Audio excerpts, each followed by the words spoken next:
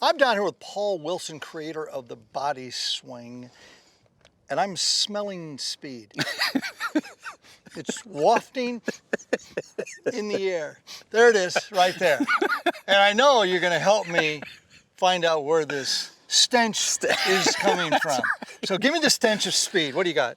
All right, so imagine you've got your average player. What are they doing? They're trying to whack at it as hard as they can. When people do that, they narrow the arc. Okay, so let's say I've started. What's a narrowing of the arc? All right, so I do my setup like this. I got my arms stretched out. Yeah. I get to the top and I try to hit. Yeah. Well, as soon as I do that, my forearm muscles are going to contract. Yeah. Well, now I'm going to come in with a chicken wing. Uh-oh. So now this length is shorter than the length you started with. Uh-oh. So that means you can hit on the toe. You might hit it on the toe, but what's going to happen is you've bent the arm so long that you're going to kind of bend over a little bit to try and catch it in the middle of the face. Now you're hitting it with an arc that is narrower than the one you started with. You predetermined your widest arc is when you've stretched your arms out. Got it. Now you're trying to hit it with an arc that's narrower. Uh-oh, you got to bend over there. So narrower arc, less club head speed. So we need to maximize the width of your arc. You only have one widest arc. That's the length of your arms. They can't get any longer than the length of your arms. So what we need to do is we need to actually loosen up our arms so the weight of the golf club starts stretching them out to the maximum width. Well, wider arc, more club head speed. You know, so if I hit a ball like this and I lock everything up, you know, probably top it like that. Well, do it for me right. Quit doing that. I want to see it do it right. Now, pick up wide arc. We stretch our arms out and get that sense of them stretching into the through swing. So if I'm here like this and I let them stretch out, it's a bit of a weird sensation in the fact that it feels like, you know, the club's now away from you.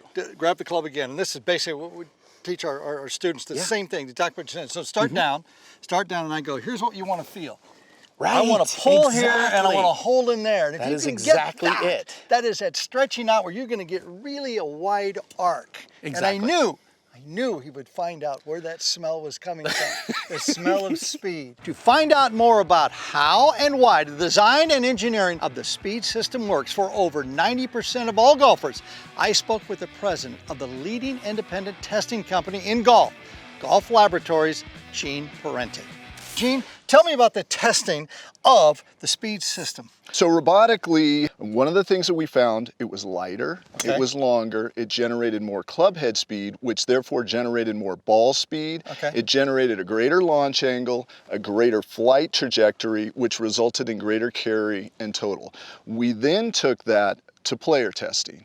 We took average players, average handicaps, and we tested them versus their driver. With the majority of golfers, their shot is low and their shot is to the right slightly. With this, it hit it higher and it hit it straighter. The speed system felt very comfortable in my hands. When I picked it up, the results were great, 20 yards more, and under control. With the speed, you can tell as soon as it leaves the club face with its trajectory that it's going to go a little bit further. 15 yards can make a big difference. Instead of coming in with 6-iron, maybe you come in with 8-iron. You know, the speed system, it's up in the air. I can't believe it. It's the first shaft that ever that helped me. I've been looking for this thing for a long time.